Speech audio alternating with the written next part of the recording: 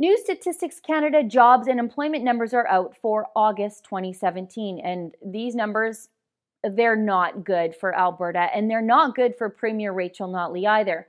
I'm going to break these numbers down for you and try to cut through some of the jargon. This stuff can be sort of complicated and boring, but there are some very real hard truths hidden within it all.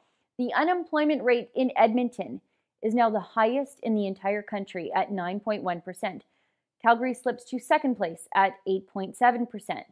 The overall unemployment rate in the entire province is up nearly 40% since the NDP formed government. It's a sad state of affairs for a province that experienced the problem of overemployment and labor shortages just a few short years ago. What the employment rate in Edmonton means is that the government hub is finally getting a dose of the economic circumstances the rest of the province has been experiencing for the last 2 years. All that public sector insulation against job losses, well, it's starting to slip away. And this could spell some real problems for the NDP in retaining all of their seats in the city of Edmonton in 2019. Reality has a neat way of making you rethink how you're going to cast that vote.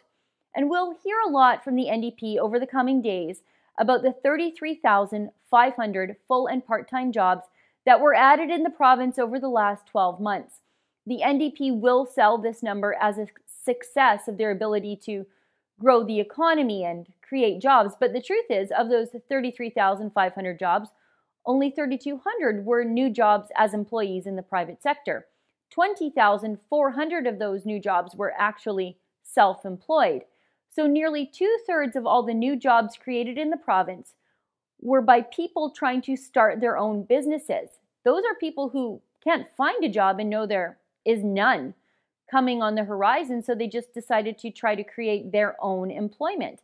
It's such a typical Albertan response to long-term unemployment. We like to take care of ourselves and we try to create our own opportunities and solutions. But there's a real big problem coming down the line at those people. Trudeau's changes to Canada's corporate tax structure will squash these new Alberta entrepreneurs and put them back on the unemployment lines. And we have not heard a single word from Premier Rachel Notley to stand up and speak for these small business people against these crushing federal tax hikes. The NDP will no doubt brag about a net 2,300 new jobs created in the month of August. But in reality, it will hardly make a dent in the now 202,400 Albertans who are currently looking for work, up 9,300 from the month of July. For TheRebel.media, I'm Sheila Gunn Reid. Premier Rachel Notley tried to stop us from reporting. So did the United Nations. Internet censors, well, they want to shut us down. But if you believe in free speech, go to standwiththerebel.com.